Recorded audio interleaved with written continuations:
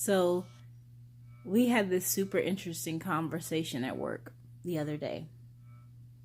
One of my favorite things about work is the time where we have the question of the day. It's kind of like an icebreaker, and it's kind of like, us just having a breather throughout the day because we're super busy. Our work is high demand. And so we're working these long hours and we have to make the environment fun, exciting.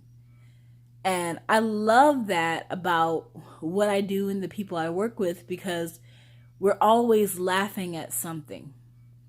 Even if, I crack a corny joke, somebody might give me at least a fake laugh. Or either somebody give me a little fake laugh, or either they'll give me a moment of silence like, I can't believe she has said that.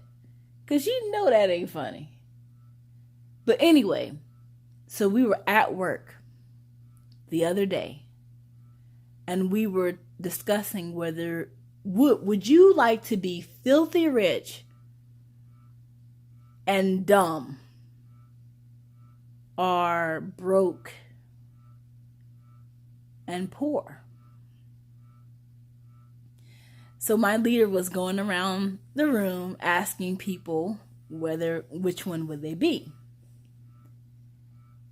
And I said, when she got to me, I was a third person, I was like, I would like to be rich.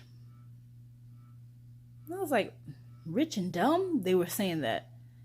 And then I came back with, whose perception are you speaking of?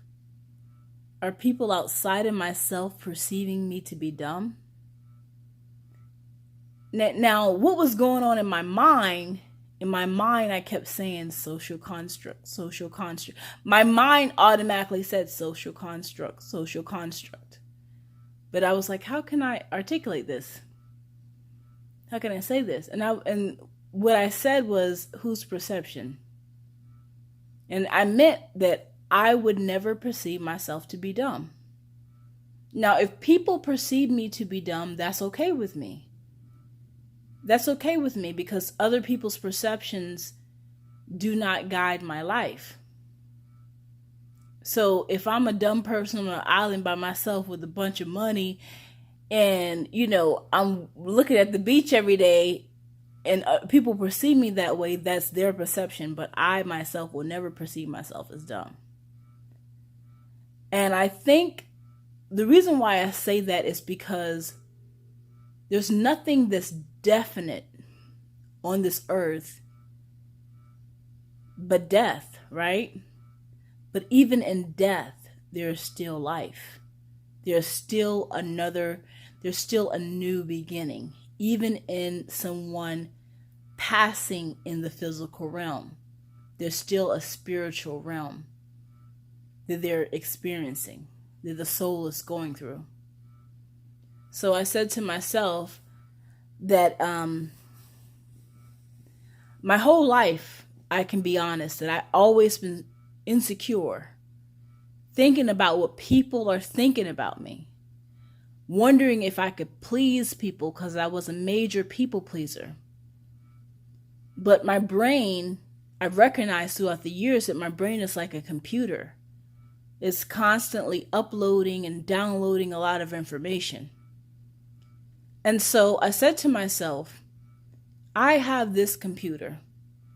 Why don't I just delete some of the cookies? Why don't I just delete some of the programs that no longer serve me? And I had programs in there that was totally messed up. Programs that supported low self-esteem, insecurity, I'm not enough. And those things made me want to people please. Those things made me want to go above and beyond for people because I felt a huge lack. I decided that I was going to turn inward and I was going to work on myself.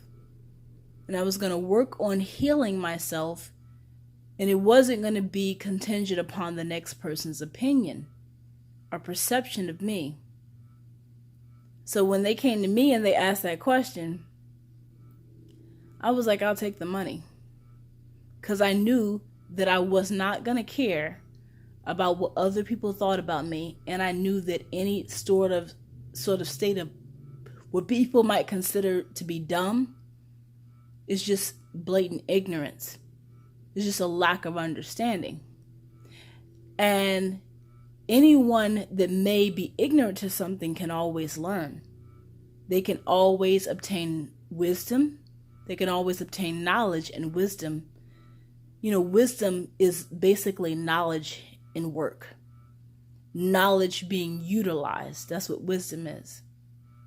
So I don't see people as a definite dumb, a definite low self-esteem. I can't put labels on people because my life, I've been labeled. And it's not a beautiful, thing to be told that you're something and it's a lie. It's a blatant lie. It's an attack on your identity as a human being. It's an attack on your very purpose on this earth. And I remember during this conversation, we were talking about Floyd Mayweather. Now, we all know that Floyd can't read, right? He has a lot of money. He has a lot of talents. He has a lot of gift.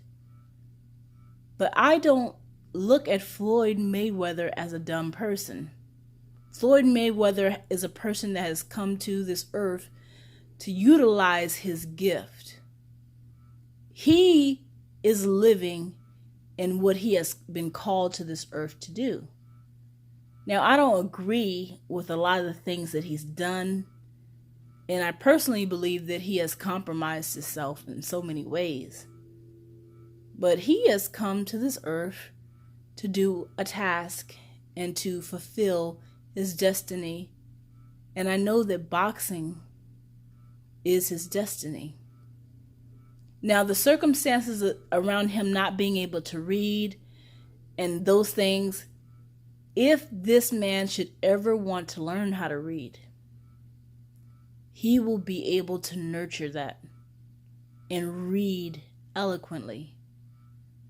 He is not dumb. He's simply ignorant. It's just basically a lack of knowledge.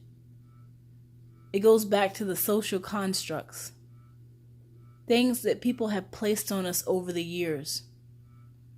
And I'm speaking about this because so many people have placed bad words over my life. And I just believed those words for so long that it took me so long to get out of that mindset or delete those programs. I believed a bunch of lies about myself. But it's a beautiful thing to realize that some of the things you've been believing all your life is a lie. It's really frightening.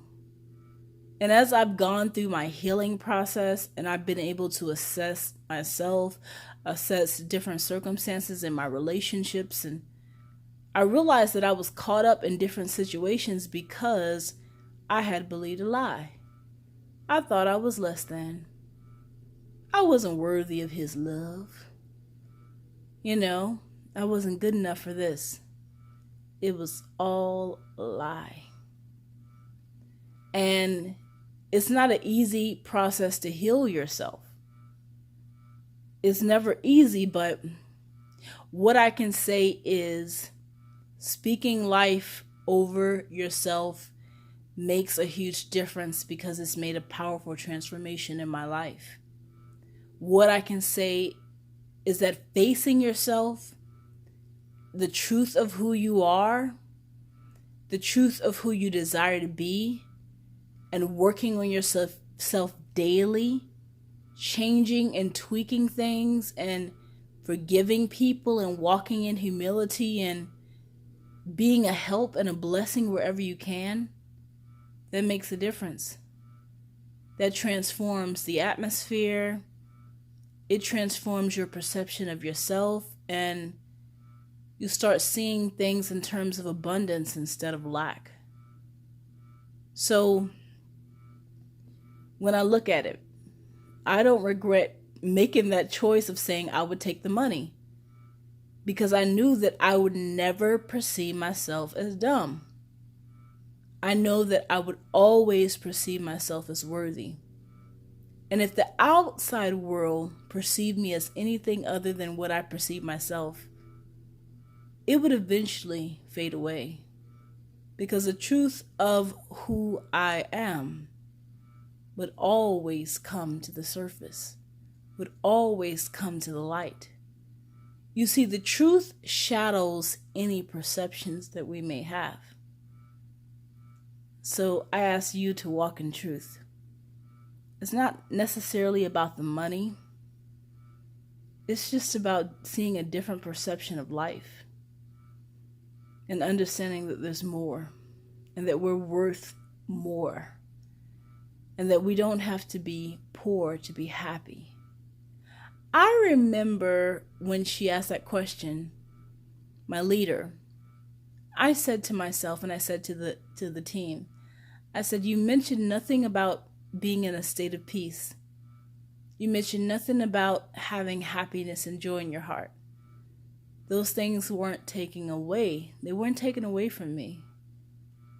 Yeah, I could take the money, but not because I feel like I need millions of dollars to make me feel like something. It's because I know in my heart that I would do the right things with the money and give the money to the people that really needed it and be a blessing to those who didn't see the blessing coming.